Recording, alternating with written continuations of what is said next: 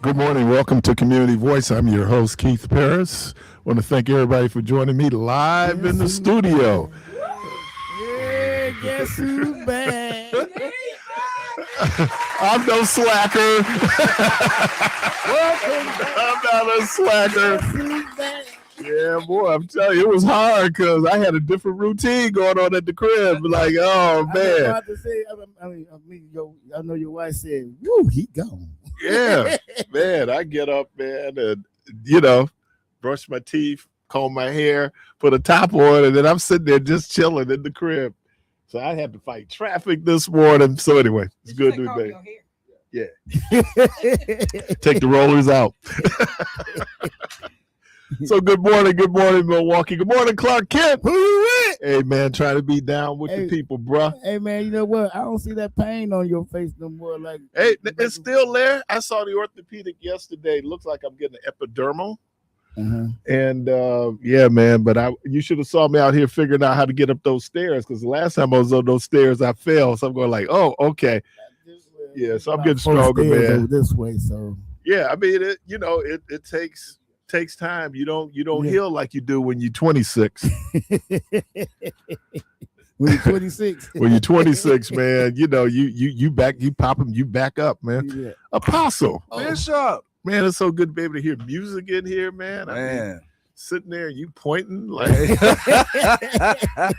it ain't nothing like sitting in But person. you know what's crazy? What's that? We worked during COVID. Wow. We were here every day during the lockdown. COVID, we were here every day. So was y'all required to get clearance? We had they set us up, and I got to find it. Everybody was giving me heat about the press pass, but that was like if you got stopped, you could show that you're supposed to be out, because we were considered essential. Yeah.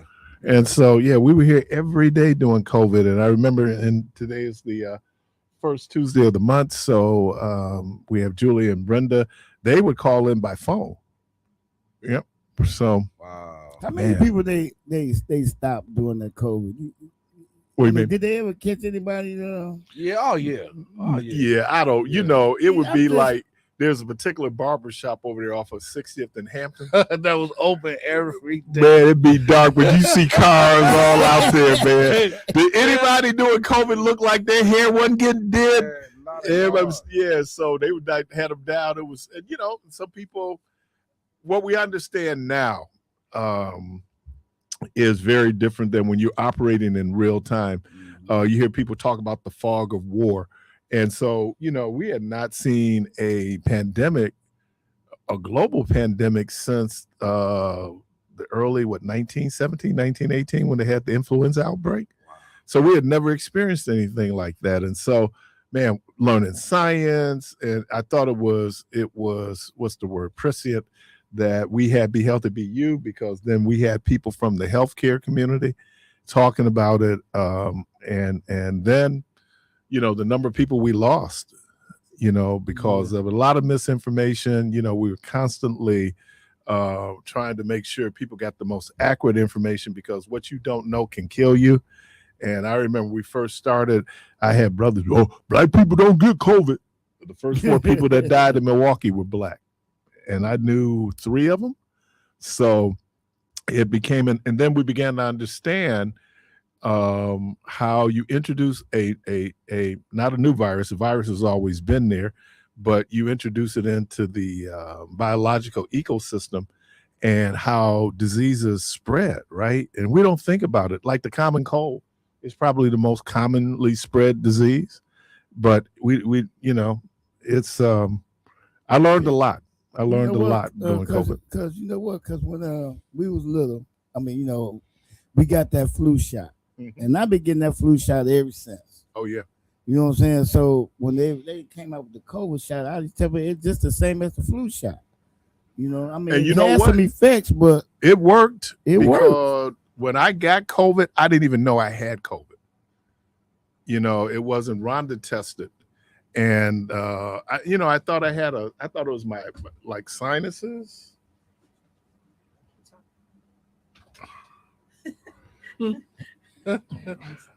She miss you. Huh? Okay. Let's see what happens when we Welcome get back in the studio. Welcome back. Okay. People coming in the studio talking with Anyway, phone lines open 414-444-5250. Hey. You ain't even work here no more. So, all of this was now my space. I knew something was up have when the not- security code got changed on the door. We was like, is he ever coming back? So then you come back, with demands. But welcome back, Keith Pierce. Man, yeah. It's Well, I nice to wasn't see you in gone. person. I know I wasn't gone. I know, but it's still different than not having you walk through the And here's the thing. building I've done live your performances. annoying Not live facial performances, faces. but I've done live appearances, right? We did Juneteenth, and we also did the gubernatorial forum, Yeah. where I was able to get there. So it's getting better. It's getting better. Well, you look good. You look Yeah. like you've not been outside. Your skin look all fresh. Let me Rhonda and I was sitting on the lanai this morning having coffee. and what? Crumpets? No. No, because I don't eat sweets. I know that's right. Okay. But you bring us cranky owls though. How you gonna come back and then bring us cranky owls? because I can't carry the box. We would have came out to the car and got it. Okay. But y'all was sitting out on the lanai. And I just thought about this was the first time this summer that we sat outside having coffee in the morning. Y'all didn't invite nobody? Just like that? Man, it just kind of impromptu. Really? Yeah. It's all right. I'll be at the next one. Yeah. So this whole Look at Obama his face. George Washington thing's like the tan suit. I mean, is that Nah, because the black folks thought the tan suit was fly. We didn't care about the tan suit. But when you talking about the slaveholder, you had a great admirer. That wore blouses. I'm going to the Obama Museum to have a chat with me. But I'm not gonna do it because I can say I think I knew the context in which he was talking, but I understand George Washington. You're absolutely correct. And I found out this little piece about that particular slave woman that he was going after, and to his death, and he lived to be close to 100. Right. I mean, because I think she has escaped like the last 9 years or so of his life. And I don't know if he freed any of his enslaved after he died. I know Thomas Jefferson, that was part of what he did. But man, so historically. Yeah, like I said, I think had he not chosen the phrasing, a great admirer, I'm like, well, you know what? But I did the listing 2 weeks ago, Clark, where Washington is up there in the top 5 presidents of all time. And then Obama's number 6. He gotta be. He's number 6. Better be. And truth be told, he should probably be higher than that. He should be number 5. He gotta be. I mean, in terms of academic, in terms of, the plans, the ideology, the things that he tried to do, he gotta be in the top 5. Well, I always, tell people that he's not gonna be on Mount Rushmore though. No, Trump's gonna do that. They gonna blow that up. Man, I'll meet everybody here.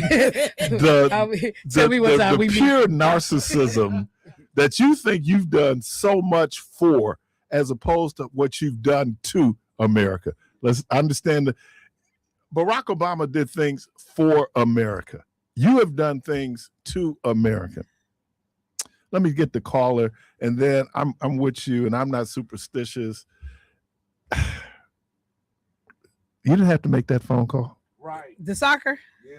You didn't have to make that phone call. Dude, everything he touched, man. He is and a then bad what you luck did charm. was you gave Belgium bulletin board material. Come on. And you said the whole world is cheering for Belgium right now. I was cheering for Belgium. Right. And then you could tell the American players, well, look, first of all, they had the easiest draw. That draw they had was the easiest draw. Yeah. They're playing at home. And look, we have sucked in soccer on the men's side for years. Yeah. So now they actually get to play against some competition. Belgium is good. Yeah. So because I was thinking, didn't they say Belgium had it was Spain, who they would have got had they beat Belgium, who has not allowed a goal in the entire tournament. Oh, wow. But you could tell these dudes were young. Yeah. They're not playing at premier, you know, at the premier level. And so, man, it was just like when they scored that first goal, you went like, But the kid that did the free kick, he's good. Oh, yeah. He's good. And then they didn't want to Was it Malik or something like that? Yeah. He's good. He's had 2 of those. Well, yeah, I know they said this was his second one, but as I said, that last goal. It was like, take that. And do you know how sportsmanship like conduct? Do you know how unusual it is to score 4 goals in a game? Because do you know how motivated everybody was? Yeah. And I think America came in, the U.S. came in understanding that the momentum had shifted for them because of this was done. Well, I think the other piece of it was they had practice without him. Yep. Now you got to go back and change your game plan. But there was a couple of things. It was a big stage. That first goal where they looked like you gonna get it. I mean, it was just like it was obvious. Cool. Did you see when Trump was in the Oval Office with the kids? And I forgot who that was. I think it was Ted Cruz, and one of them said to Trump, "Thank you for making the phone call so they can, get rid of the red card." And Trump looked, so everybody kind of, laughed a little bit, and then Trump kind of looked. It was like, this guy right here. But it was like everybody knew you made the phone call. He told everybody he made the phone call. Everybody knew. And then I remember I told you just how corrupt. And I told you how FIFA is just like one of the most corrupt sports federations in the world. So the fact that they made the phone call, but yeah, man, now this is twice in a row. Yeah. This is twice in a row. I'm sure people say help the bear. Yeah. Don't help me because, he didn't help the Knicks. The only game they lost was the one he showed up. Now, after a while, it ain't happenstance. It's a pattern. Caller, welcome to the program. That part. Good morning. Hey, what's up, my brother? How you doing? I'm doing all right. What's happening? Hey, welcome back, brother. Thank you. It's alive. That's what's up. hey, Michelle, I had to call in because you said something about that president. He took people's teeth out. Yeah. So ain't no telling how many teeth he took out to get the right ones. Wow, that's horrible. Yeah. Oh, wow. Why do we have to revisit George Washington? I know. I'm like, I'm tripping, man. Hey, but man, it's good to see you. It's good that you back in the studio, man. And much love, y'all. All right, have a good one. Man. Yep. So you mean to tell me that this cat was walking around with different sized teeth in his mouth?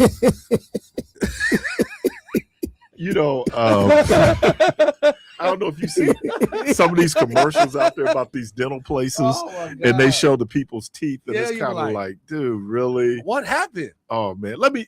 You know what? And I understand that advertisers, they understand demographics and markets, and God, man, I'm gonna tell you because I watch a lot of news channels. Yeah, the number of pharmaceuticals. I mean, just medicine everywhere. You know what I mean? Just medicine everywhere, man. Caller, welcome to the program. God, this is just good to be able to do this. I can see who's calling. I can see. You're sitting in the wrong chair. Good morning. Good morning. Good morning. Good morning. Well, I'm gonna be like Tiffany Haddish said last night. Hey, one of the first black people he ever helped before.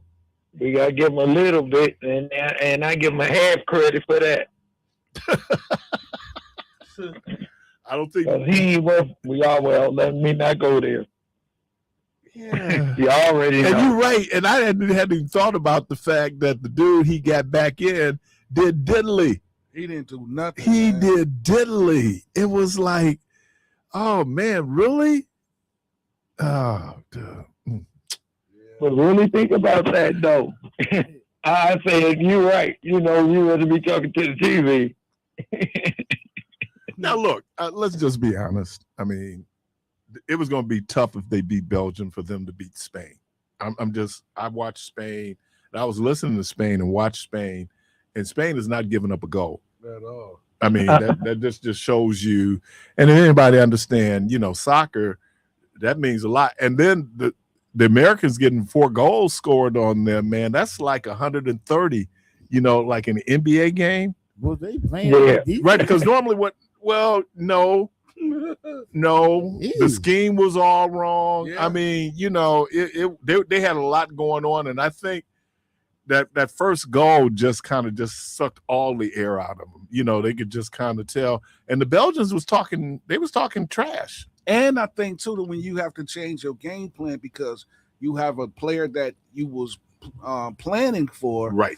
Now you have to re-strategize your strategy because of a phone call that was made to the higher ups, and not guaranteed you. They pressured this manager to play this player. No, I mean he was going to play. Had he not got the red card, he's one of the better players on the team. So that's why he was going to run. He was going to run. And they made the phone call. So it was sent down through the pipeline. Hey, this guy is to play. And this is cheating. And cheaters never win, man. Like, never win. That ain't true. That ain't true. That ain't true. Well, you ought to be and I had someone who reached out to me when I said that I had invoked the Oakland Raiders old credo. If you ain't cheating, you ain't trying. Yeah. But I'm just saying, sometimes cheaters do win. I mean, let's not make it sound like we live in this world. If you do the right thing, you're going to win. No. That's not the world we live in. Yeah, man. So you watched it? Caller? No. I'm not into soccer. Oh, man. Oh, dude. No, you would like to talk about some basketball, then I could talk about that. But other than that, speaking of basketball, man, you teaching me something. Yeah, he was Darius balling last night. Acuff is going to be a problem. Well, okay. Let's keep it in perspective. It is rookie summer league. Yeah, it is. But you see the potential. Yeah. You see what this cat could be like. Ooh, hold on. And his shot is so soft when he's shooting. It's like angels is in the air, like, and then they hit the net. So do that again. That's called the heavenly host. Oh yeah. Then it just hit the heavens open up. It's like, wow. Yeah, I just happened to because it was obvious that the soccer game was over. I just caught a little bit of the Bucks and get a chance to see Acuff. He was nice. Doc. What was he picked? Number 5. Well, no, he was picked 7. Okay. Because Clippers had the 5th pick. Forgot who had Brooklyn had the 6th pick, and then Sacramento had the 7th pick. Yeah. And Sacramento had been good since the 90s. Yeah, man. Since Chris Webber. Right. But then they couldn't beat the Lakers. Bobby Jackson, Chris Webber. Who the coach, current coach, right? Christie was on that squad. Yeah, that's the one that punched Kobe. Did he? Yeah, he punched Kobe. No, wasn't he the one who got in the fight with Derek Fisher? It wasn't Fox. No, it wasn't Fox. Fox too pretty to fight. It wasn't Fox. No, Fox did get into it with No, but this was Mark Jackson's ex-wife or something. Dude came down to it was something. Mark Jackson came. It was somebody that tussled with him. Yeah, I know. Christie punched Kobe in his jaw. As well he should have. Yeah. Great basketball player, man. But his dude. I was never a fan personally of Kobe Bryant, but great basketball player. Can't take that away from him. Speaking of Kobe, Mike Dunley, which was our GM back then, was gonna draft Kobe, and he went to Herb Cole, told Herb Cole he was going to draft Kobe, told kid, right? He was on the draft board to be drafted. And the reason why Herb Cole told Mike Dunley not to draft Kobe was because he didn't show up for a workout because his agent told him not to show up. We would have had Kobe.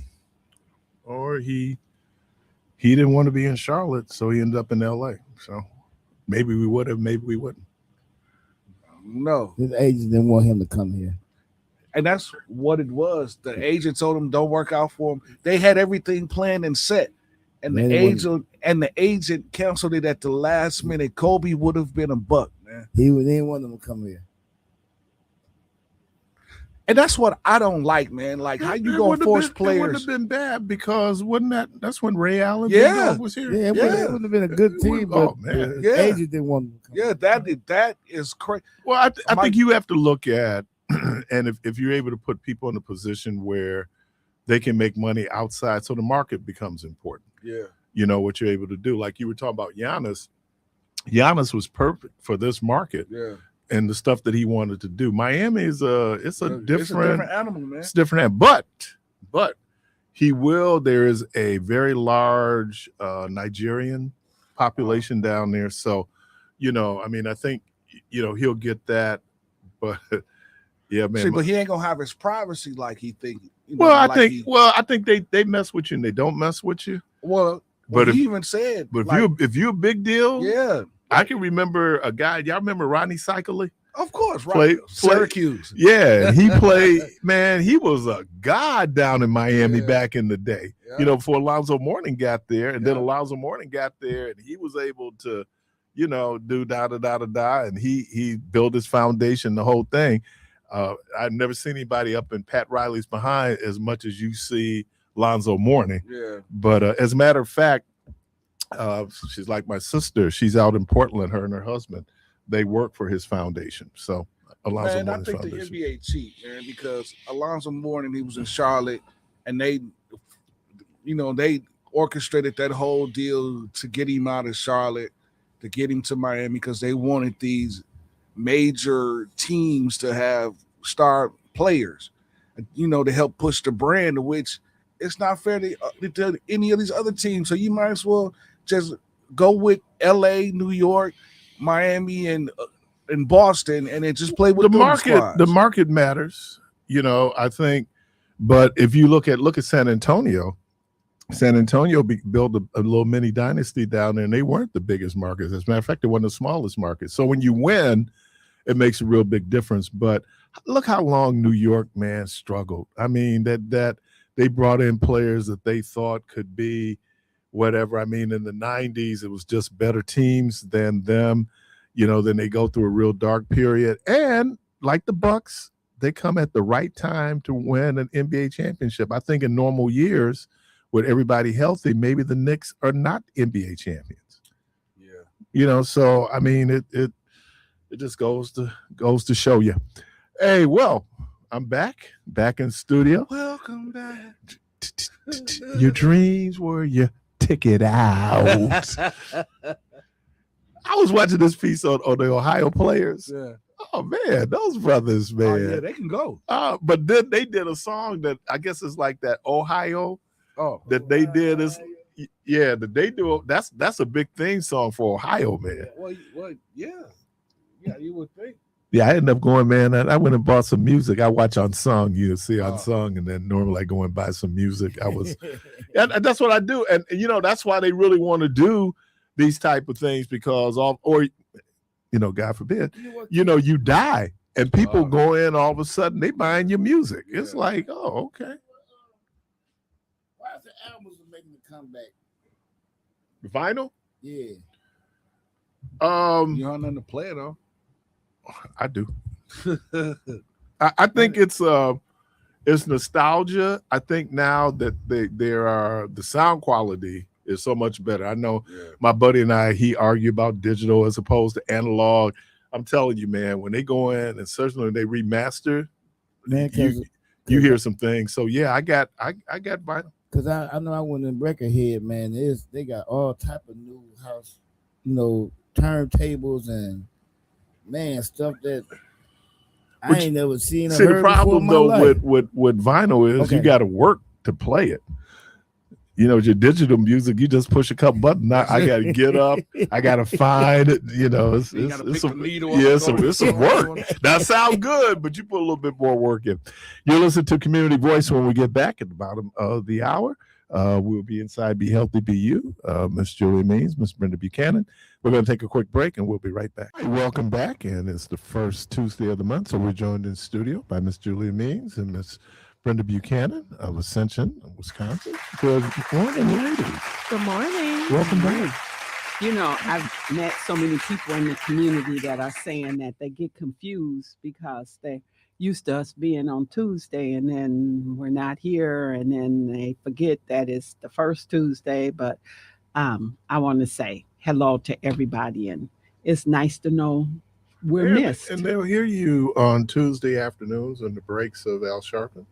Oh yeah, they do. Yeah, those little short segments. Little short segments. I'd be confused too. I know. I was going like, Julia called me. Were you on the radio? Was I supposed to be there? I'm like, no. Like, what are you talking about? yeah, they had a meeting that didn't tell you about it. Like, oh, okay. Well, anyway, welcome back. It's like been a month. I know. A lot has been going on. Yeah.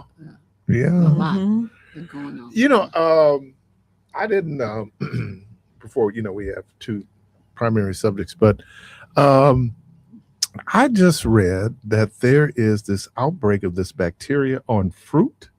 Yeah. Yeah, I Fruit, water. yeah. Yeah. A lot of people don't wash their fruit either. Right. You should wash your fruit. They don't. But you shouldn't wash your chicken, Well, the difference with the chicken is you cook it at high temperatures. right? And so they're concerned with washing the chicken that you're more likely to contaminate all the rest of the surfaces and not clean it up. Whereas if you're going to wash your chicken, then you should really make sure the countertops, everything, wipe them down. And so, but the high temperatures kill the bacteria, but people often just grab the fruit and eat it and they don't wash it. Yeah, I think it's closest to us is Michigan, where they have a significant outbreak of this. I guess Yeah, it's they have common. quite a big outbreak there. Yeah. Yeah. So also I was Byron had gone to Cancun, came back nice tan. Mhm. And but this is your opportunity to tell people about safety from the sun and some of the things that they should do to prevent Right. Well, we certainly had sunburn. some hot weather in the last week. I was fortunate to not be here for most of it, although some of it I got a glimpse of. I was in California where it was actually a lot nicer than it was here. But we think because our skin is darker that we don't burn. Even if you don't physically feel a burn, that sun is still doing damage to your skin. And so you need to protect it when you're out there. Wide brim hats are great, protecting the face. Sunscreen is great. Avoid between 10 and 2 is the hottest hours of the day where you're more at risk. So especially if you're older, you're on certain types of medications, you have certain health issues, you have children, you should really avoid those times of the day because you're at greater risk for heat stroke or heat exhaustion. But yeah, we got to take care of our skin because even though right now you may look good, but as you get older, you might start the effects of that skin damage, repeated skin damage might start showing up. And melanoma is still the deadliest cancer that there is. And so we need to protect ourselves from it. And my dermatologist, told me that he sees more and more, African Americans, and because they wait till it's too late. Because they just don't think that it's affecting them. And it may look like a mole. It may on your skins, on your nails, your toenails, your fingernails, it may be real black marks on there, linear lines or things like that. That could be an indication. It doesn't mean that it is, but those things still need to be evaluated if you're starting to see a portion of your toenail or your fingernail get really black. What about and you were talking about heat stroke. How important is it then for us to stay hydrated and make sure we keep our magnesium and sodium levels up? Look at you. You just said it all. But you don't want to overhydrate because that can cause some severe problems too. Our seniors, and we really have to watch out. That's why they always say check on your seniors because they tend not to get as hot as we do. They stay cooler, so they may be in a house with no air, no fan, and it's you walk in there and you're like, that's wow. why I used to want to wear a bikini in my mother's house. It'd be so hot in there. I'd be like, woo. Yeah, my mom, when we sold the condo, I said, I'm gonna tell you, the the appliance that got the least use was the air conditioner. Yes. I mean, I came in, it'd be like, Mom, it's 80 something up in here. Mhm. She didn't feel it. Right. No. She'd be dressed and you'd be Yeah. like Man, I'm sweating coming crazy. in, and it was like, ooh, okay. Mhm. But it does affect them. Oh yeah. It does. And you have to go in there and like, we got to get something circulating around up in here. Mhm. You can't be up in here like this. But they will. So Yeah. they always say, check on your seniors. You know, I made a call to the ones I knew that were homebound. And no, thank you for God. You got a fan on? Well, And I don't like air conditioning because I know there were places giving out free air conditionings last week for the elderly. They blew up our phones. And oh, people, they did. but a lot of people like my mother, I don't believe in that. Now she grew up in the South, right? But I don't believe in that. Well, I wish Right. wish my mama would have believed in it. She had the air conditioner in her room. When you were growing up with the door shut.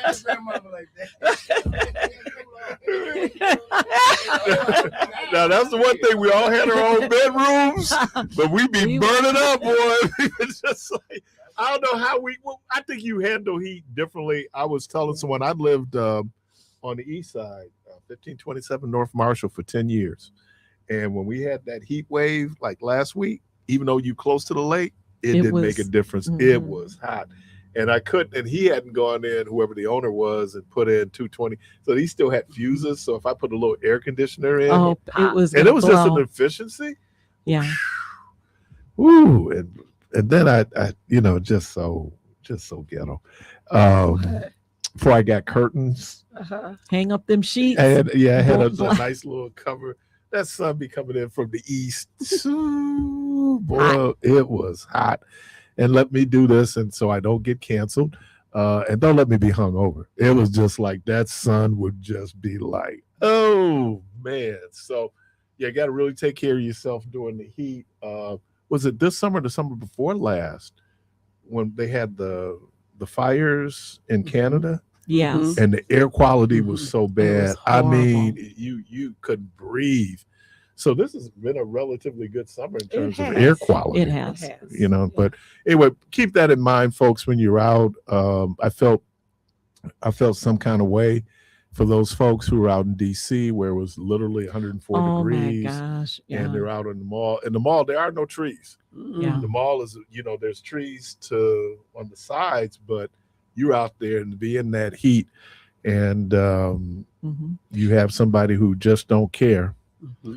Well, and then you had all the deaths over in Europe from the heat. Yeah. They don't have air conditioning. New Jersey, they lost 10 folks to heat. Really? Yep. Were they seniors?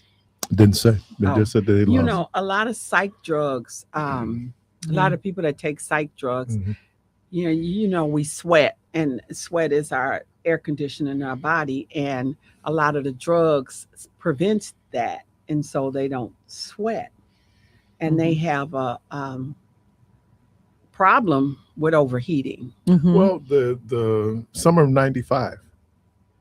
I don't know if you remember that. And we want them to take their drugs. Right. We It want was that. so hot, and I think in Chicago, they lost close to 1,000 people because of the heat. And I remember here we had just gotten married in April, so it was in July around my birthday.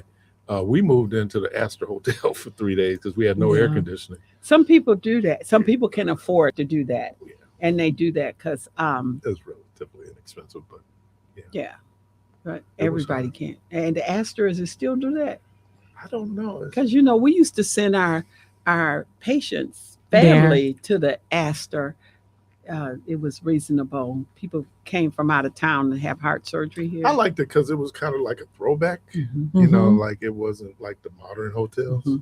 But we were there for 3 days. Yeah. Because they end up doing the storm the Bastille. They end up doing it at midnight. Because it was so It hot. was so hot during the day that they just couldn't do it. I mean, I can't ever remember it being that hot. Maybe it was when I was a kid.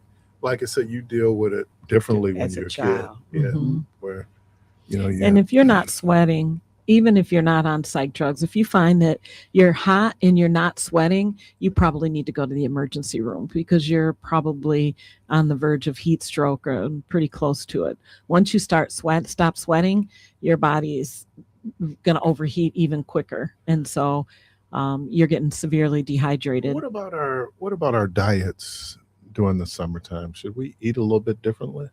Mm-hmm. Oh, all of our fresh produce is great because that provides us with fluid too, water too. Those fruits and veggies are not just, We had awesome veggies at the food pantries last week. We had cherry tomatoes, Did you have cucumbers. corn? No, we didn't have corn yet. Not yet. Corn's not yet. We Yeah, had potatoes. We had peppers, green peppers, onions, a lot of stuff. A lot of good stuff you can make good meals out of. Mhm. All right. So we just wanted to do that as we talk about it a lot during the summer. But certainly take care of yourself and Take eat. But that hotel thing is real. Yeah. Some people need to go to the hotel. Oh, when we had the power outage a couple of summers ago, and Carmen McGee, her mother lived next door to us, and so her son was in town from New York. He moved her downtown, because it was had that power stayed out another day. Somebody at 2815 was going to jail. Because I'm gonna tell you, heat, and when heat can bring out some. You talk about low patience. Oh, yes. The heat could be, Yeah. Well, we always see violent crime increases during heat, Oh, domestic yeah. I mean, violence, the murders. heat is something, man. Then I feel kind of guilty because I know that there are people who are living without air conditioning, and probably the last 2 or 3 years have been running the air conditioner more than we ever have. Now, Rhonda wants it cold in the house. I don't, but I don't want it hot either. So maybe it's an age thing. Let's do this real quickly, and then what I'll do is we'll go to our commercial break, and then we'll come back and talk about those subjects. Did I need to do anything else? High blood pressure, be careful. Oh, a cold beer on a hot day? No. In the sun? No. Nope. Will definitely dehydrate you more than hydrate you. Oh, you feel it. You'll feel it. So, and I don't know if people understand sometimes that idea of what heat and alcohol can do. But, alcohol triggers your kidneys to release fluid. Okay. And so then that's why when you have alcohol, you urinate a lot because that's what your kidneys are told to do by the alcohol. And so it triggers a chemical that causes you to release urine. And so that's why you're running to the restroom. So you get more dehydrated than hydrated. May taste good going down, but definitely is not. I don't know how true it is. They were saying that on really hot days, people don't go and eat ice cream, which I thought maybe was just too hot to go. Or I don't know, or the dairy, some people, like, I don't want ice cream when it's real hot. I'd like an icy maybe or something like that, but not ice cream. Because I see people when the weather is relatively cool and they're eating ice cream. I'm not a big fan of ice cream, but I was just kind of, okay. So what's the difference between ice cream and custard? Custard is higher fat. Higher fat, isn't it? The eggs they use. Yeah. It's a much higher. It's very creamy, but it's a higher fat content. The way that it's made. Yeah, I mean, people come from when they visit here, they want custard. Yeah. Other people. I had something down south. It's awful called ice milk. It is awful. Not good. Oh yeah, I remember having ice milk. Yeah, and coming from Ice Milwaukee milk? where we had custard. I mean, it was Yes. night and day. Yeah. I can't tell my aunt, can you buy like real ice cream? And I don't know why no one from here has went down and started a custard thing in the South? Yeah, because they like our custard. Oh man. But it's definitely a Midwest thing. We did for our young people for their Children and Youth Sunday. they had a Sunday bar. Mm. So they were putting together like banana splits and watching the kids, how they're things they like and they don't like. I used to love Pig and Whistle, Yeah. and they used to do the ballpark special, Yeah. and I do everything on it but the nuts. I You didn't like the nuts? Oh man, because yeah. the nuts I want an reminded me of extra. Christmas. Oh. We get those walnuts. Oh man, I could pecans. To this day, I still don't mess with them, man. Because if nothing else, my mama gonna have that, and then some peppermint candy is just like. Oh yeah, everybody's auntie or grandma had some peppermint candy in a bowl. Oh man, so it was just like to this day, but like my mother loved butter pecan ice cream. I do too. Really? Oh, the nuts. I do too. Yeah. Okay. Well, you're listening to Community Voice for Inside Be Healthy Be You, Miss Julia Means, Miss Brenda Buchanan, everybody. I spoke to you brothers already, didn't I? Yes, sir, boss. All right. We're going to take a quick break and we'll be right back. V860 AM and 106.5 FM. All right, welcome back. So let's talk about the Ascension St. Ben's mobile health clinic. Oh, it's exciting. Brenda and Nancy are on the How coach. is Nancy? She's should've great. been We're here. saying she should have been here with us today, Nancy. If you're listening, we're going to be calling you. No, but yeah, it's very exciting. So we have this in partnership with Outreach. They have the bus, and so we will be using that 2 days a week. It's a combination of Nancy and I are the nurses, but support team is from Outreach, and we will be at Ebenezer on Thursdays from 10 to 4, and over at Calvary from same hours but on Tuesdays. And so we just started a couple weeks ago, and so we're really excited to be doing So what this. can people expect? Well, have you ever heard of St. Ben's Clinic? Yeah. Okay, so this is it's with Ascension St. Ben's Clinic and Outreach. So St. Ben's Clinic is over off of State Street, and it caters to, it used to cater to the homeless, but now it sees everybody. Insurance and non-insurance, but it's a clinic that's can walk in, do primary care, of course specialty care we have to send out because we don't have that, and so the bus will be similar to that. So walk-ins, appointments, once you're established, appointments for the most part, the patients that we've had have been walk-ins at this point. Chronic diseases like high blood pressure, diabetes. Sometimes we can help you find a medical home if that's what you need, if you need more comprehensive care.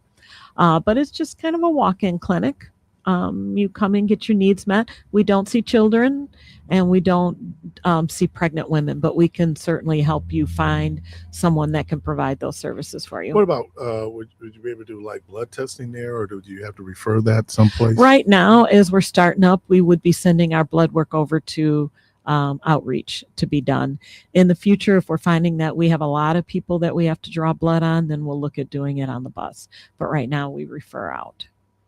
And Nancy is a nurse practitioner, so she can prescribe, diagnose and prescribe, and give you a script and take care of you as well as a physician could. So you definitely are being seen by an advanced practice nurse practitioner that can deal with whatever you have. Her and Brenda are on the bus, and then you come by Ebenezer. I will show you hospitality, can get you some food, and yeah, because we are there on the same days that the food pantry is there. Come on down. You can exercise with us in the morning, and we usually have lunch and learns and the food pantry. But Ebenezer always shows hospitality, and we're there. And Calvary's going to do it too. So we did Calvary because it's in the 53206 zip code, and Ebenezer's in the 53212 zip codes, and those zip codes are like the highest in hypertension and a lot of care. We know that primary care helps prevent illnesses from blowing up. You need to go while it can be treated versus when you gotta rush. If you get admitted into ICU from an ER visit, you bypassed a lot of warning signs. So we want to make sure that your warning signs, and that's what having a primary care physician can do. How much of it is, though, you think it's just going to pass? It's just going to pass. I think so, but some of these are pretty long-term warning signs, and people just ignore it. And sometimes it's not just thinking it's past. Oh, I'm just getting old. It's a part of that. I'm just getting old. This is how you feel when you get old. Also people, high blood pressure, it's not a big deal. Everybody in my family has it. It's still a big deal. It still needs to be treated because it can lead to kidney failure, can lead to heart attacks, congestive heart failure, all of these different things. So, but if you can catch it and treat it, then it doesn't lead to those things. But if it doesn't, then your heart enlarges, you get congestive heart failure. That's a whole different level of care that you need then. Mm-hmm. So our goal is to prevent. So, and we are in neighborhoods where we hope people, if they don't have a primary, or they feel more comfortable because it's in their neighborhood, that they would come. We don't want people sitting around not going to the doctor because of fear or lack of transportation. We want to be where people are so that they can hopefully come get the services that they need. And we're hoping that people that may feel a little insecure or not comfortable with the healthcare, that they know us from the radio and from seeing us, that they will feel comfortable knowing that Nancy and Brenda will take care of them, and that we're there to support them. And it's right where you live, and if not, that'll alleviate transportation. Mm-hmm. What about, and I know you say you don't do children, right? Mm-hmm. But what about like kids who might need physicals? There's nothing wrong with it. They just need physical to do football. Mm-hmm. Football is starting up now.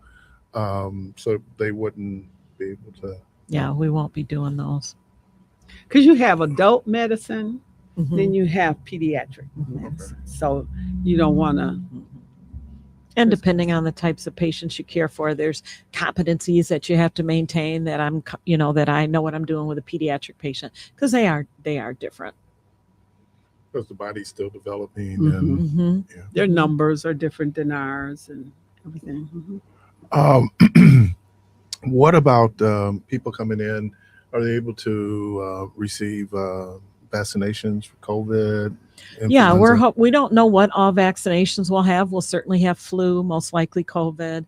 Again, right now we're just starting up, and so we don't have a huge patient load right now. But at the very least, we'll be doing flu shots and probably COVID.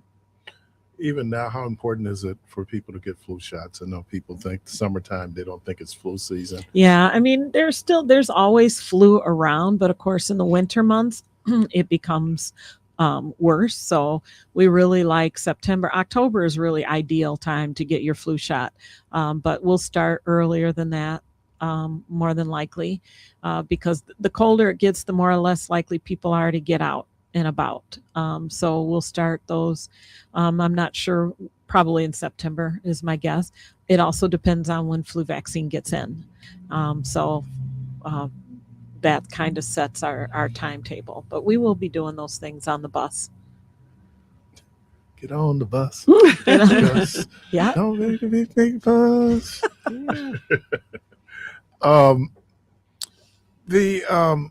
Let's talk a little bit about the importance of primary care physicians. Why is that so important? They're like your gatekeeper. They know you. They know, they have a whole list of things that you should have done. Like what's your cholesterol? Well, we always talk about you should know your numbers. It shouldn't be a surprise if you have high cholesterol. Your primary should have told you that a while ago. Start treating you for it. Your blood pressure should be maintained and treated. They know your age and what tests and procedures that you need to have done according to your age. And so they're the gatekeeper. If they see things getting worse, they can call in specialists and take care of you from head to toe. Mhm. And then I know how difficult it is. If you can, certainly you want to be able to get or have access to health insurance. Yeah, and that's another. If you come on the bus, we do have a PSR there who's a person that will get that information and get you set up with somebody to see what kind of insurance you might be eligible for. Whether it's Medicaid, there are people that are walking around with Medicaid that don't even know they have it. And so she can check those things and also get you set up so that with a specialist at Outreach that will help you. We talk a lot about preventative care. One, why is preventative care so important? And two, what are some of the things we can do in terms of preventative care? Well, preventative care is just that. The goal is to prevent the disease or whatever. So, for example, mammograms, early detection of breast cancer before it can be felt. And so then you're much better to have a much more likely to have a better outcome the sooner that it can be caught. Your colonoscopies, going in, removing polyps before they turn cancerous, if they're precancerous, getting rid of those. So those are just some of your preventative things, your lab work. Again, your doctor should do a full profile every year just to look and say what your kidneys are looking like, what your liver's looking like, what your red blood cells, your white blood cells, what are all those things looking like? Are there trends from last year? Are we seeing things change, or are they pretty much staying the same? The goal is to keep you in a state of health. And so that preventative medicine hopefully keeps you from going further into an unwell state or to prevent that from happening altogether. So when you go to the ER for whatever incident or accident that may have happened, they're going to say you need to follow up with your primary care physician. Because they're only going to do what's necessary to get over this incident or accident that you're dealing with, and then they gonna pass you off to your primary care. What about women who would see gynecologists, men who would see urologists? Should they be your primary care? No, they can't be. Okay. And they, even if they do all of, like I had a friend, for example, who, and we see this with a lot of women who have had a OBGYN not realizing that that's not their primary doctor, that they need a primary. And so she talked her OBGYN into doing some labs for her, and there were some abnormalities. And so she's like, well, I can't help you with those. I did the labs, but now we got to find you a primary doctor to deal with those. So they look at those specific body systems. They don't look at your overall health. And even if they did blood work or something related to the condition that they're treating you for, if it's abnormal, they're still going to say you need to have a primary care doctor because they need to follow up with those things. They're not going to treat your hypertension. They're not going to treat your diabetes, your high cholesterol. Those are all things your primary is going to do. You guys help me with this one. We always think about, we talk about Marcus Welby, right? That's my doctor. Why is it though, when I'm admitted to the hospital, that then it's not my primary physician, it is basically the hospitalist? Why is that? I found that fascinating. I just want to say, I worked in intensive care back in the day before they had hospitalists. And so we would have to call the primary, this patient is in intensive care and things are critical, things are going on. I'm calling this doctor that I'm waking them up at midnight, and they're not happy about it. Yeah. And it's really above him. He might know the basic, but it's not really, he's unable to do it. Your primary care physician takes care of you when you're in a well state. The hospitalist, this is amazing. This is new. They are amazing. That's what they do. and they're there 24 hours a day. When I call and, and say, hey, I got this, patient, they're going to be there right there to be able to evaluate that patient, not just take my assessment, but their own assessment, do orders right there, run codes, do whatever needs to be done. I don't know who thought that up, but hospitalists are awesome to have. I can't tell you, Julie and I used to both be ad reps, and so those are kind of the administrator in the hospital on weekends, nights when there's no other management around, and patients coming into the ER, not trying to find a doctor to admit them. The hospitalists, you call them, they can go to the ER, look at that patient and admit that patient to the hospital. It's just so much cleaner. And then they see them, they might be on for the next 2 or 3 days. It's just, you get much better care that way. And I know people want to see their regular physicians, but you will once you're discharged. And I do want to make emphasis that some doctors are family practice physicians, where they can take care of you from the womb to the tomb. They can take care of the children. They can take care of the pregnant mom. They do it all, and that's a family practice physician. So they're a little different. And then there's like my doctor's an internal medicine doctor, which really is only going to be adults. I think maybe the myth is that when you think of a doctor can do everything, right? I mean, but you begin to talk about the specialists, like I was trying to get into the city orthopedic. Some kind of way they sent me to a doctor who deals with nerves. I don't know what that's called. A neurologist. Yeah, and they were going, no, you need to see an orthopedic. Then I guess if there's something, then they would make. And there are orthos that specialize in spine. That's all they do. So even, now the specialists have specialists. Like my knee doctor and my shoulder doctor, they're both orthopedic doctors, but they're different doctors. One specializes in shoulders and one knees. And so, but there are orthopedic doctors that just specialize in spine. I have one. I haven't had to see him in a long time, but he just specializes in spine. And, because my husband has had a lot of back problems, and neural and orthos that do spine, they cross over a lot.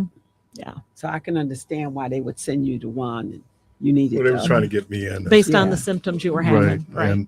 But no, I just, I think that was always my myth, that if you're a doctor, everything about medicine. And I guess like in the real world, it's like if you're a lawyer, you can be a tax lawyer, you could be a criminal lawyer, right? I mean, and you wouldn't want a tax lawyer representing you in on a criminal charge. On a criminal charge. So I believe very much so in specialists. You don't want a general doctor treating your cancer. You want an oncologist. And if you're a woman, you might, and it's your female reproductive organs, and you'd want an oncologist that specializes in gynecological cancers.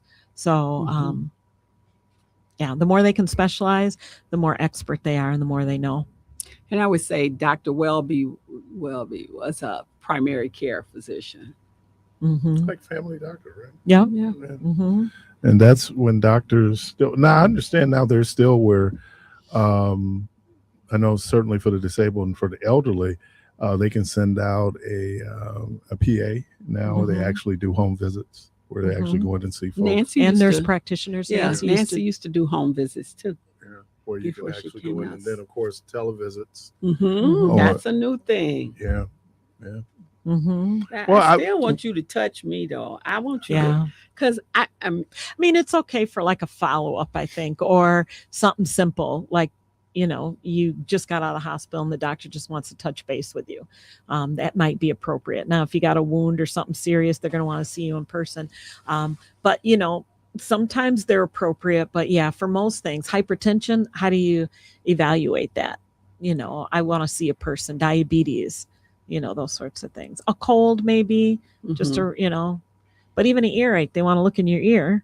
You can't do that, through telemedicine. How do you, and I don't know how this is impacted, I don't know if you're all beginning to have these conversations around AI and how AI is impacting medicine. Yeah, I mean, I mean, other than the basic stuff, like, your presentations and all that. But yeah, AI getting into diagnosing and all that. I don't know a lot about it. I know we're not using it right now, but it definitely is the future. Not saying in healthcare altogether, but I'm sure in healthcare in general, they're going to find a way to incorporate some of that across the board. I mean, they're using it to a certain extent now, where you can go, I mean, the healthcare system, maybe not, but you can go on your phone, put in all your symptoms, and it's going to pop up and tell you what might be wrong with you. Yeah, you got to watch that though. Mhm. People are like, No, I agree. I'm dying.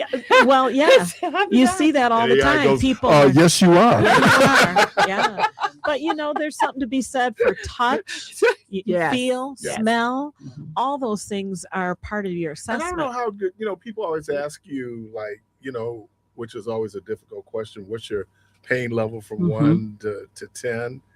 I think 10, if I'm at 10, yeah, I think I would. Mhm. So, just being able to do that. And so, because a lot of it really is what the patient is Mhm. communicating to the physician, right? Mhm. Sure, there's symptoms and then there's signs. Symptoms are those things that I'm telling you that I have. And then the doctor can do his assessment and look at what are the findings that he's seeing in your physical assessment. But I can't tell you your symptom isn't your symptom, because it may not be able to be measured by me, is what you're telling me that you have going on. But I think that was always the issue in terms of insurance companies and backaches, right? And people in their backs, and you could go in and you might not be able to see anything structurally wrong, but people still complain about pain, right? Yes, Mhm. and that pain assessment helped a lot, with a And lot the of pictures, things. I think, helps a lot. Mhm. And then, because when they go and they ask me, I have to look at it every time, like, am I here between here and there? And, I have to think about it. Now, I know I have a high pain threshold. Even my therapist always tell me that most people would be jumping off the table. Mhm. And that's probably because of chronic pain long term. But that picture, if you say you're at a 5 based on that, you are at a 5. And they have to believe what you say. Because that's how you feel. Mhm. Caller, welcome to the program. Good morning. Good morning. Welcome back, Keith. Yeah, it was such a pleasure to hear the ladies this morning. They put such a smile on my face. Mhm. And Keith, you sound so much better when you're at the station. I was happy to hear you at the station this morning. But I have 2 questions. First, going back to the hospital, I remember when the doctors, your regular doctor, like when I had Dr. Robinson years back, if he didn't practice at a certain hospital, he could come in to treat me, but otherwise he would come in to see me, like at St. Joe's. But he was able to come into St. Joe's. You all remember that? Mm-hmm. When they would do rounds, when the doctors would do rounds, even if you were at a different hospital, they couldn't treat you, but they'd come see you. Yeah, is that hospital privileges? Is that? Yeah, that's privileges, hospital Privileges? privileges. And that's a long process to get privileges. It's not like you can call up today and say, oh, I want it. It can take months to So get is that privileges. still not the case anymore? No. Uh-uh. The hospitals are very healthcare system wide. If you go to Ascension, you're going to see Ascension. You go to Aurora, you're going to see Aurora. Freighter, you're going to see Freighter. That's because of insurance. That's and because of billing. insurance and stuff. But ER, you can go to any one. You go to the nearest one, if you depending on what the diagnosis is, but or your incident is. But if you can, it's best to go to the one that your healthcare system, where your doctor is at. Right. And also, I was going back to the cholesterol. Mhm. When they say, it's not tolerable, like if you're not able to tolerate it, from the side effects. Of some of the drugs, you mean? Yeah, from the cholesterol treatments, the drug Medication, the cholesterol medication. The medication, right. Mhm. What do a person do at that point? I have that crystal. There are a lot of new medications that they have available that can help those that were sensitive to the older. statins. Yeah, a lot of people had some issues with statins. And even one statin, you might take another statin and might not have those symptoms. But there are other cholesterol lowering drugs now that are available that are, people tolerate really well. So if you don't work with one class, you talk to your doctor about something different.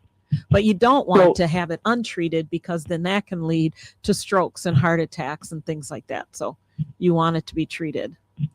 So there are some that's not statin? Yes. Okay. Thank you so much. And like I said, I'm so happy to hear y'all. Even when I hear the recording, I can listen to it 1,000 times. Oh, well, you stay healthy now, because, don't give up. Oh, no. Okay, no. find a drug that works for you. Absolutely. I'm, not to say I'm headed there now. All right. Okay, thank you all so much. Thank you. Bye-bye. Bye. All right, you're listening to Community Voice. We're inside Be Healthy, Be You. Miss Julia Means, Miss Brenda Buchanan of Central Wisconsin. We're going to take a quick break, and we'll be right back. And Julia Means on WNOV 860 AM and 106.5 FM. As I was saying, that was my question. How did you all come up with the title Be Healthy, Be You? Because you said to her, be healthy, and I'm going, so Be you. Well, Nicole came up with that. I'm sure Nicole and Mary, maybe, or just Nicole. I don't know. Probably Nicole, because when we first started, Mary wasn't actually running the station yet. So Nicole came up with that. I was curious. I thought you came up with it. You couldn't have thought that. Yeah, we actually. Because I didn't even know we were doing it until I heard the ad. So it couldn't have been. I came up with it. We actually have a website. Hi, Be this Healthy, is Julia Be You. Means. You can join me on. Like, who is? Who is these people coming to my program? Right, Didn't tell me. Oh, That's terrible, Keith. We didn't know that's that. not the only know. time. That's No the wonder only he time was- that's happened. No wonder he was so. No, he was. You were always. You good were to us. always kind to us. No, I mean, I didn't. I just heard and literally that is. I'm not making that up. That's a true story. Really? That's terrible. Yeah, that's how things were communicated. And trust me, I've had some other situations where, such and such is joining your program. Oh, okay. It's like, okay. But no, I just wonder where it came from. I mean, be healthy, be you. I mean, I'll email Nicole. I know she's listening. Yeah. Well, I don't know. I think she's on vacation this week. So Oh, enjoying herself, hopefully. Mm-hmm. But you are going to be you. Some people, they just going to be themselves, no matter what we say. So we want you to be you. But on top of that, we want you to be healthy and be you. See, that's how that came about.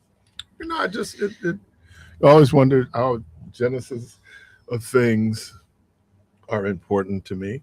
Mm-hmm. Always do. My brother was telling me when I was the anniversary speaker at Galilee. I said, man, you did a whole lot of research, like going back, and I listed every pastor that was there. I mean, for me, I'm always background becomes real important. As a matter of fact, that was the title of the message that, the backstory on Galilee. Like, we can talk about the years, but the years don't tell the whole story. And everybody has a backstory. Like, how do you get to a place? Yesterday, I was interviewing Miss Tawana Streeter, and she was just lamenting about how she didn't always want to tell her story because it was one of those, what might have been a very negative for some folks kind of story. But then she said, I started telling the story because that's how I became who I am. Mm-hmm. So all those things as part of our story, our life journey, our health issues. My mother, she saw me, and my mother would always say this, for someone who was healthy, because when I had the stroke, my mother was just like, because I never really spent time in the hospital. I mean, so when I was a baby, I've been very fortunate that, not to say that I'm the healthiest person on the planet, but I'm just saying that I didn't have to deal with certain things. So where others might have been usually seeing the doctor for whatever reason. So whenever she would see me get sick, she was like, "Oh, what's going on? He's sick. He's sick." And so, I mean, I don't know. Did you have a primary care physician? Yes. Did you go visit him? No. Okay. No, there you go. No, and that's why I'm saying we ignore things, and we because you had great insurance. Oh, well, and I think we're getting found better. that out after I had the stroke. Yeah. Well, and I hopefully we're getting better, especially with men, knowing that you should still go get annual physical, whereas before, men kind of went to the doctor when they were sick, and barely when they were sick. They had to be really sick to go, whereas us women, we had to go every year, during childbearing years, and so we got used to being in the habit of going to the doctor, whereas men never had that. Once you were 18, off to college, you were whatever, you just didn't go to the doctor. But hopefully now men are being more educated on the importance of going. And usually men would go be injuries. Right. Not necessarily sickness. It'd be, injuries. I got hurt at work because we're more likely to be doing physical work, like your husband probably dealing with back issues. Probably had a lot to do with him working and the kind of work that he was doing. Or, men in their late teens, 20s, almost 30s, usually it's sports injuries, right? It's something you do in terms of activity. And you go out and so then you're not going to the doctor. For me, though, I spent a lot of time with the dermatologist. And so that was kind of like, but even then I wait until like I get a cyst or something like that I had to go in. I had a cyst like right here, still got scar tissue. And she used a laser to remove the cyst, which was kind of cutting edge at that point. Yeah. In terms of medicine. So we just and especially if you came up in a certain era when it came to sports, you just tough it out. That's why they say men who are married live longer than because your wife. Because the wife is going to stay on you, and you need to go. Either your mother, your wife, your sister, some woman is going to get you to the doctor, because men are in great denial. Yes. Well, and that's kind of, I think that was the genesis of Tom Joyner, take a loved one to the doctor, where, I think it was his daughters that took him. Yeah. Well, he still ended up having a stroke now. Yeah. Sinbad had a stroke. Sinbad had a bad one, but he came back. Jamie Foxx had a stroke. He did too. He came back. And he was bad shape. Charlie Wilson had a stroke. 5 of them on one side. Medicine has come a long way. Even a stroke, they can, if you get to the hospital on time, they have to get you there to be able to make sure it's not a bleed versus a clot. Because if it's not a bleed but a clot, then they can give you the clot bursting medication, and they won't if it's a bleed, because it'll make you bleed more. So they have to get you there. We had, like they call a code 4 when we would get a code call that a potential stroke was coming in, so that we had a specific time that we had to find out what was going on, and we knew how to treat it. And that has prevented a lot of long lasting paralyzation. Yeah, and it was just announced at church Sunday. We had 2 women there who had strokes. Friend of mine, it was really fortunate that she actually had a stroke at church. So she was around people, and they could get to her right away. A lot of times people are having strokes there by themselves. That is true. I've encountered that with people having strokes right in the sanctuary. And we had to come up with a whole stroke plan, who's going to call 911, because you got everybody running around, and you want to petition off the patient. They should have privacy. People should not see what you going through. Here's the other piece of it. Then you always have these super saints want to come over and pray. Hey, get out. We need to do some medical attention. Pray over there. You over here praying. We want you to pray over there. You're gonna sit up here thinking that you can lay hands. You're gonna kill somebody. No, really. I mean, and look, sometimes, hey, I'll say it. I know I got super deep Christians out there. Sometimes your superstition will get you in trouble. Now, if we do everything medically, okay. All right. And pray that we do the right thing. Yes. But we don't need you over the person praying and come on, man. I got this. Doctors, y'all need to leave. Yeah, I was like, oh, okay. My mama said this about Benny Hinn. My mama said, well, if he can help people, how come he ain't going to the hospitals? And I fell back on that. Like, yeah, maybe because he can't. Well, prayer helps. It does, but and I don't mind people praying, especially y'all pray for me. But we still want the medical doctors there. But he did give man the intelligence to be able to provide this body that is deteriorating daily, the knowledge to be able to care for you. You still can, you know, if I'm being treated urgently, you set up the prayers. And I'm not saying don't pray. That's not what I'm saying. Right. I just say we don't need you in this gaggle right now because we're trying to stabilize this person. We've got a code going on, and you're trying to get step back. And most people know that. Most people do know that, and if they don't, you need to train them to know that. Because wherever you are, your prayers are going to go up. You ain't got to touch them right now, you know. But if mother, the Bible says there any sick among you, call them in. Yeah, call them in, and then go see your doctor. Yes. Now, if you sick among us and you haven't gone to see your doctor, hey, nothing I could do. But sometimes, if you're going through something right now at that particular time, and somebody that you know that you figure is they might want Reverend Keith to come touch them. They might not want. What your boy say? Your boy used to say all the time, if you a pastor, I ain't gonna join your church.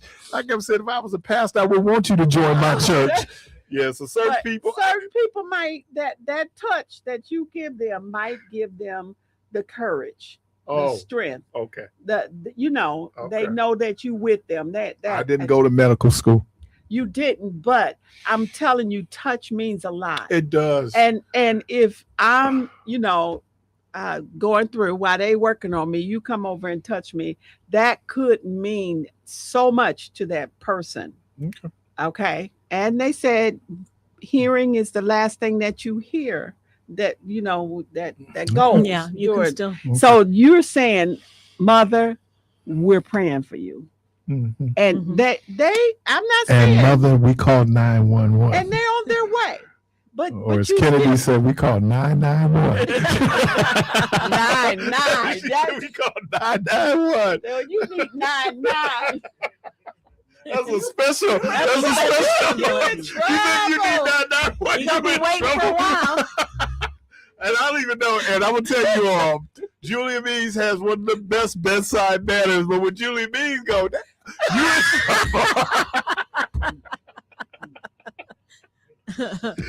I seen her with this one with this, and I'm sitting over going, I ain't a doctor, but that blood pressure is high. And then Julia was going, oh baby, it's just a little high. No, but when Julia look at you and go like.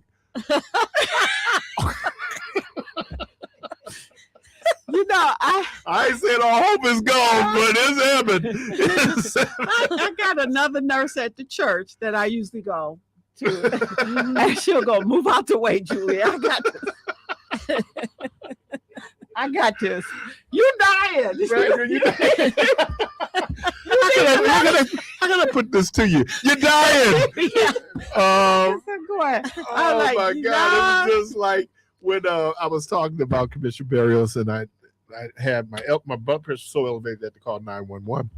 And I was sitting there, and she says, Keith, is there anything I can do? I said, stop looking at me like I'm dying because you're scaring me right now. Is it that bad? You know? Yeah, you got to keep them calm. One time I had gotten so sick, I had a lung abscess and it burst. So I got these toxins in my system. So I was in bad shape, but I got to show up for work.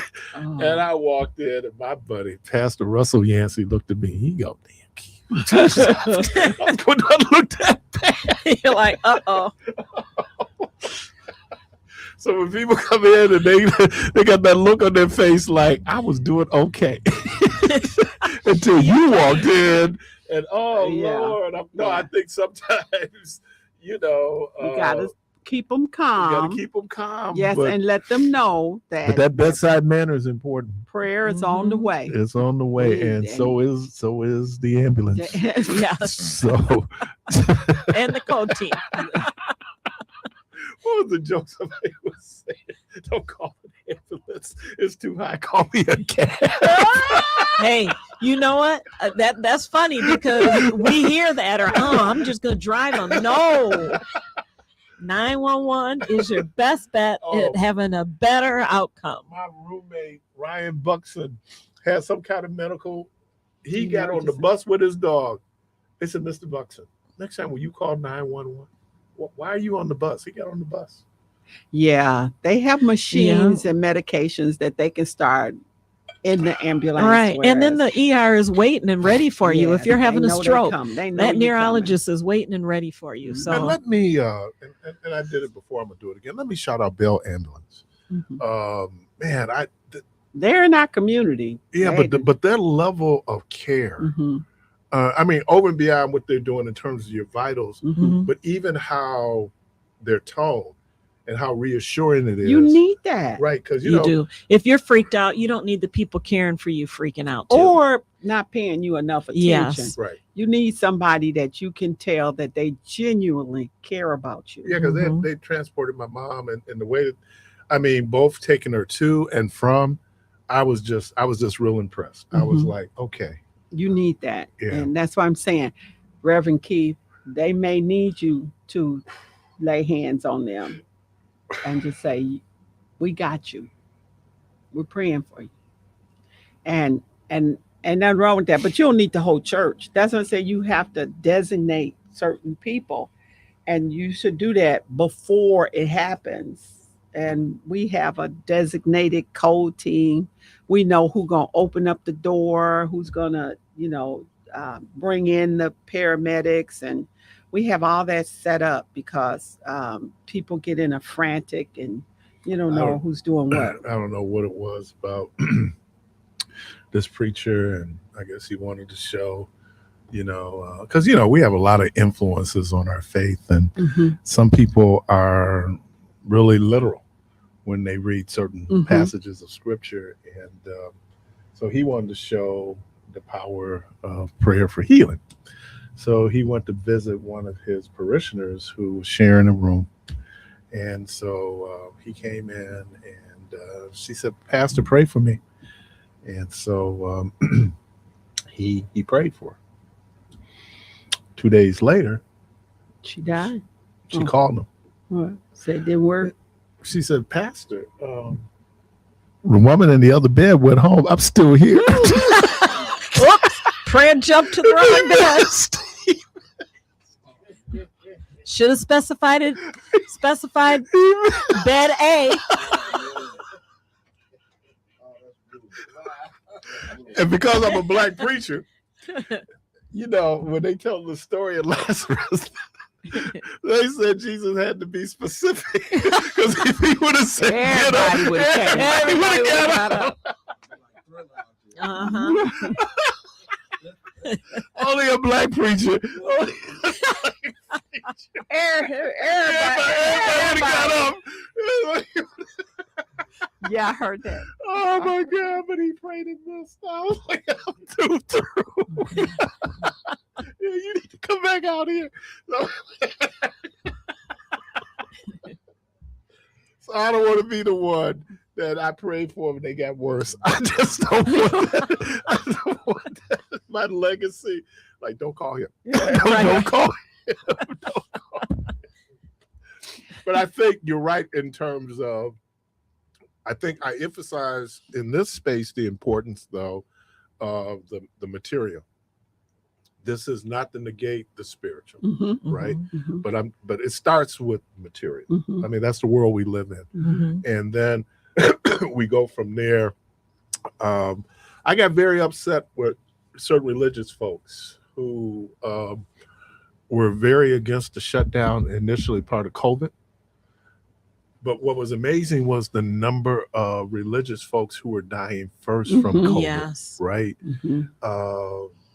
Down in Albany, I think Albany, Georgia, was something like 8 or 9 Baptist pastors that died. In Michigan, it almost wiped out, wiped out their entire leadership, right? And that's the other thing that I think that's why it's important. I'm glad that back to the mobile clinic, you're going to churches, because in some ways we might be contributing to some of the bad health, and it's usually around the food, right? And our diets. And because people quit drinking, they quit smoking, but then they picked up eating. Right. And then, which can be equally as bad. Right. So now you pick up all the ancillary kind of things that happens with it.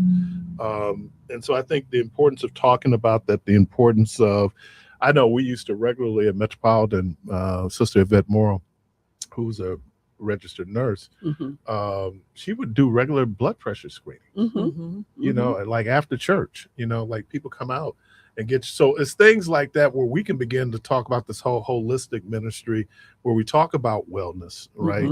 We're not even talking about areas where, counseling, like it's important that people talk to someone, and especially someone that can help them work through, some of the issues. Part of my last message on peace was James talks about, why do you quarrel among yourselves? Is it something inside of you that's causing you to have conflict with others? And I think that part of that healing is not only physically where we are, but we carry a lot of trauma. Yes, we do. We put it there, and we're not always able to understand that maybe what's driving this is some type of traumatic experience that I had. Obviously, break up in relationships, all these things and how we handle it. But a lot of times we just bury it. Yes. And it will surface in one way or triggers that'll happen. So I think to be able to have those kind of conversations doesn't make you any less spiritual. Doesn't make God any less God. It's just saying that. And there's spiritual counseling, and there's a lot of counseling that's very important that you can't get from a therapist, right? That spiritual counseling. And then there's the counseling from a psychotherapist, or, together they're wonderful, but they don't negate each other and they don't replace each other. One is not better than the other. They're just different. And we all need some spiritual counseling, every single person here, but some of us need the other counseling too. So the two of them together is really, and can I didn't be read the the best. article this morning in the Times. There was a therapist who said that they're a therapist, but there's some people that don't need therapy. And I was trying to figure out, do I need therapy? I mean, is it important? Well, I think for some things, if things are interfering in your daily life, you're not able to function the way that you want to, you're not enjoying any things, you have extreme anxiety, depression, you're not able to maintain healthy relationships, all those sorts of things and many more might make you think that maybe you should talk to somebody and see. Could be one session. It could, some people are in therapy forever. Some go once a month, some go once a week. But there are certain things that if things are interfering in your happiness, your daily life, that you might need to step back and say, do I need to speak to someone? Because we can normalize our pathology. Oh, absolutely. Well, and a lot of times we don't even understand what it is. And not all of those things are, like, for example, anxiety, depression, those can be functions of your thyroid too, that, so those need to be checked. You need to rule out physical reasons for some of this stuff too. So, but, therapy is not evil. It is not bad. Some of us need therapy, need somebody to talk to. Sometimes it's just having somebody to talk to that listens and doesn't try to fix. or that you know that conversation's not going anywhere else. Well, I think that was one of the things behind confession, Mm-hmm. that you had someone there, first of all, who could not share Mm-hmm. with you, and so then you could be as open and as honest as you as you needed to be. And I think that's tough because it's hard going to other people and not feeling judgment, condemnation. Or they're going to go share it with somebody else. Yeah, because sometimes, You know, and our black pastors are doing a lot of counseling. Lot. And I might suggest though that if they are doing it, they be trained. many of them have been. Many I know. of them have not. I know Tipton, Dr. Mhm. Tipton and his wife, Mhm. they've done a lot of training with Kojic pastors. And then there's Dr. Taylor. There's a lot of doctors that are now realizing how much pastors are. Well, that's part of it, is to provide guidance and support, to the sheep. And here's the thing I said to you all the time, that the thing that Jesus didn't ask, and I know in terms of epidemiology, we have to ask the question, what did you do? But Jesus never in effect do what we do. What you do? Yeah, I mean, because that's coming from already this whole perspective that I did something wrong. Where in effect, I might not have done anything wrong. No. And even if I did do something wrong, it happens. All right. We did something. Oh, I thought he was doing it. We did something wrong. We Well, we're being chastised for something. Yeah. We're not quite sure what's going on. My bad. Clark Kent, thank you, sir. Yes, Steve. Who you with? Hey, man. Apostle, thank you. Bishop, Superintendent, welcome back. Thank you. Yes, Thank welcome you. back. See, there just isn't enough time. We're just running out of time. Miss Julia Means, welcome back. Thank you. Miss Brenda Buchanan, welcome back. Hey, Keith. Yep. Do that stare again. That stare you did, what Julia did. Oh, the Julia stare like something. He wants a close I'm up. not saying you're dying, but But see you at the crossroads. I don't know if you made final arrangements. If you made peace with your God. Right. So let me thank everybody for being part of the program. Let me thank all the listeners. I appreciate you. Yes. Good being back in the studio. Hey, y'all, the good Lord willing, creek don't rise. Hope to talk to everybody tomorrow. And as always, go from this place in peace.